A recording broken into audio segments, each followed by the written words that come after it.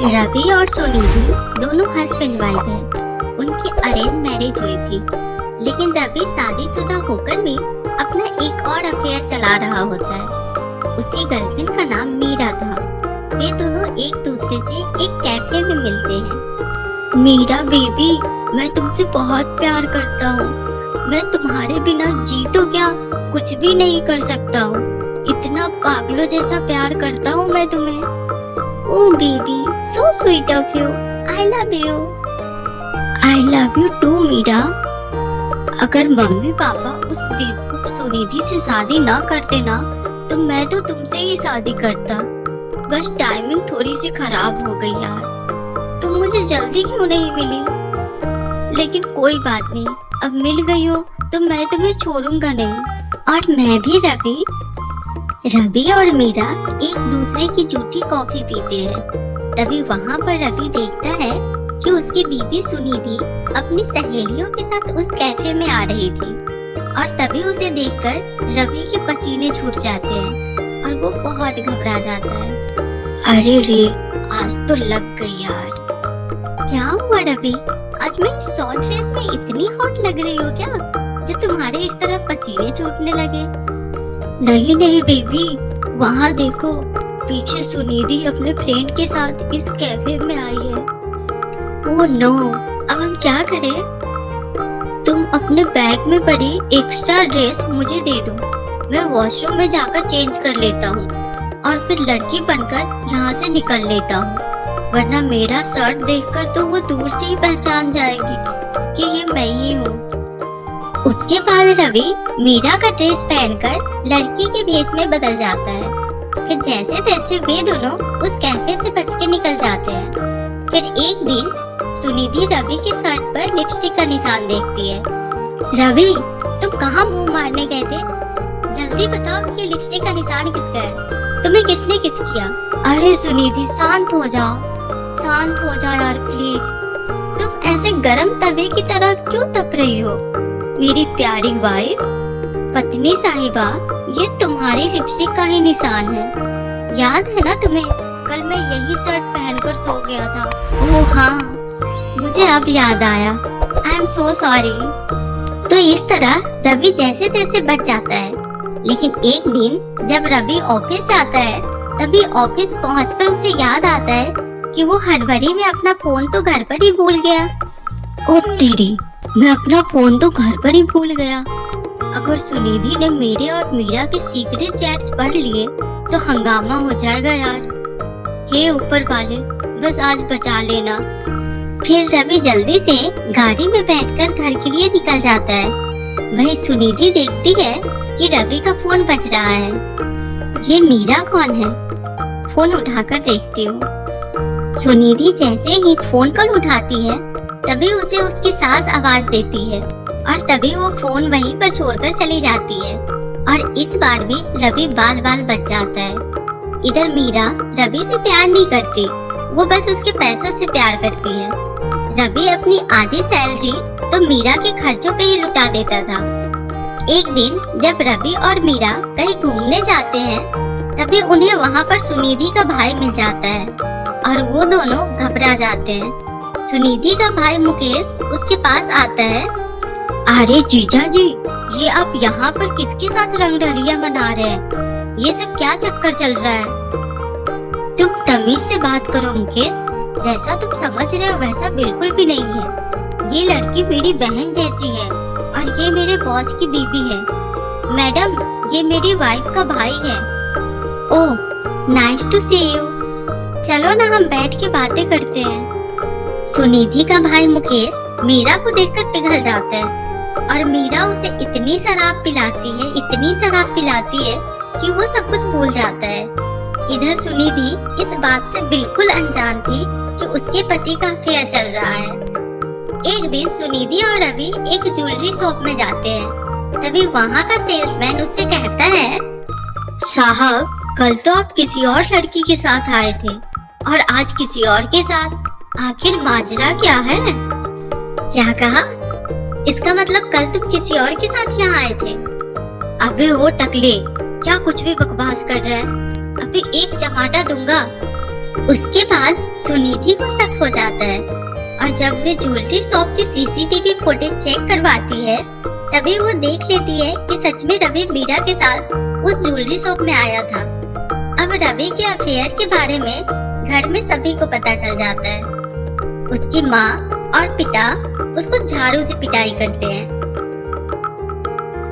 रवि, मैंने तुमसे इतना प्यार किया, तुम्हारे लिए इतना सब कुछ किया और तुमने मुझे बदले में क्या दिया? इतना बड़ा धोखा। अब मुझे तुम्हारे साथ नहीं रहना। अब तुम जाओ और जाकर ना उस डायन मीरा के साथ ही रहो। उसके बाद सुनिधि अपना बैग पैक करती है और घर छोड़कर चली जाती है। इधर रवि पूरी तरह अकेला पड़ जाता है और उसे अपनी इस गलती का पछतावा भी होता है। अरे नहीं सुनिधि, प्लीज रुक जाना। सुनिधि रवि का घर छोड़कर मायके में अपनी माँ सरला के पास चली जाती है। फिर रवि उसके मायके आकर उससे माफी मांगता है। प्लीज मम्मी जी, मुझे माफ कर दीजिए। मुझे सुनिधि से बस 2 मिनट बात करने दीजिए प्लीज। मैं सब कुछ ठीक कर दूंगा। मुझे बस एक मौका दीजिए मम्मी जी। दामाद जी, आपको एक बार समझाया तो समझ में नहीं आता क्या? चलो निकलो यहाँ से। सरला रवि को लात मारकर वहाँ से भगा देती है। अब रवि बहुत परेशान हो जाता है। तभी मीरा उससे मिलती है। बेबी, तुम इतना परेशान क्यों हो रहे हो? अब जब हमारे रास्ते का कांटा हट चुका है तो क्यों ना हम दोनों शादी कर ले? दूसरे दिन मीरा रवि को जबरदस्ती मंदिर ले जाती है और दोनों शादी कर लेते हैं। जब ये दोनों घर पर आते हैं तभी रवि के माँ पापा मीरा को दुल्हन के ड्रेस में देखकर हैरान रह जाते हैं। अरे चुड़ैल, कल मुई नाच पीटी, तुझे मेरे बेटे का ही घर मिला था आग लगाने को। अच्छी खासी घर गृहस्थी पर ग्रहण लगा दिया तूने तो। माँ, आप मेरी बीबी से इस तरह से बात नहीं कर सकते। अभी चुप हो जा, वरना मार मार के तुझे भरता बना दूंगी। बेवकूफ नालायक इंसान, तुझे अब भी शर्म नहीं आ रही? अबे हमने तो तुझे अच्छे संस्कार दिए थे, लेकिन तू तो एक नालायक औलाद निकला रे। छी, तुमसे ये उम्मीद नहीं थी बेटा। मीरा के आने से घर में सब कुछ बदलने लगता है। मीरा अपने सास ससुर को जले हुए रोटियां देती है। ये क्या है रे कलमोही कुलच्छनी, ये तेरी शक्ल बनाई है क्या तूने? अरे काम की ना काज की, दुश्मन अनाज की। ये बुढ़िया, जो दे रही हो ना वो चुपचाप खा ले, वरना बाहर में जा। मीरा, अपनी जुबान संभाल कर बात करो, वरना मैं अभी के अभी तुम्हें यहाँ से निकाल दूंगा। रवि, समझा ले इस बदतमीज लड़की को।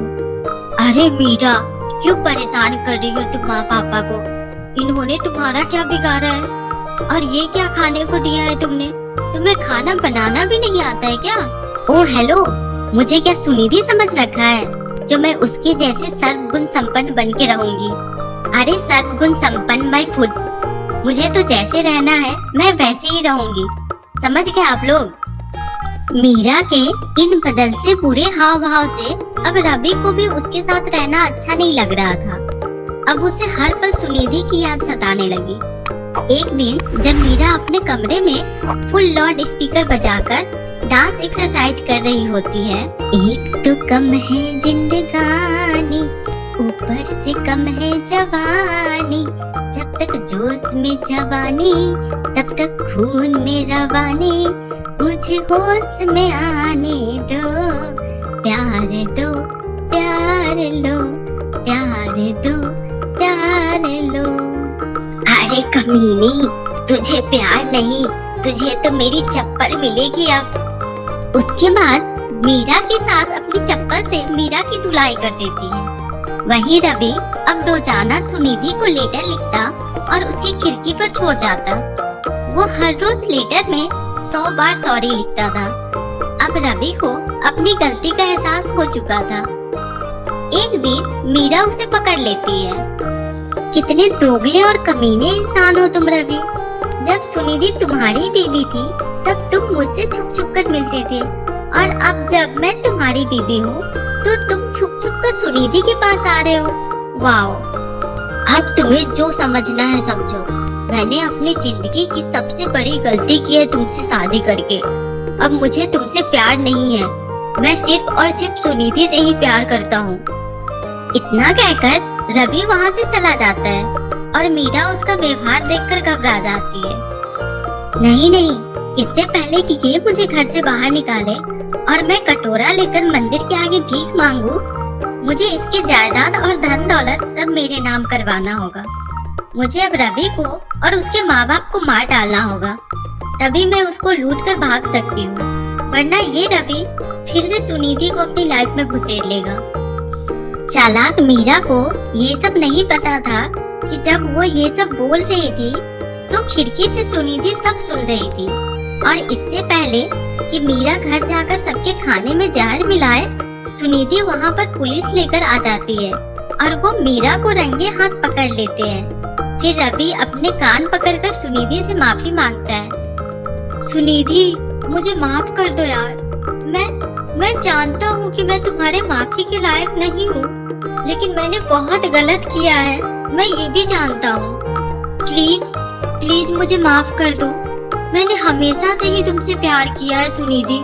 वो तो मैं बस बहक गया था, लेकिन अब नहीं। अब मैं सारी उम्र बस तुम्हारे और तुम्हारे साथ ही बिताना चाहता हूँ। क्या तुम मुझे एक मौका देना चाहोगे? तूने जो किया है वो बहुत गलत है, लेकिन सुनिधि बहू, इसकी माफी, इसके आंसू झूठ नहीं है बेटा। इतना सुनकर सुनिधि भावुक हो जाती है और वो बिना कुछ कहे रवि के गले लग जाती है। I am sorry Sunidhi. कोई बात नहीं, बस आगे से ध्यान रखना, नहीं तो मैं तुम्हें छोड़ूंगी नहीं।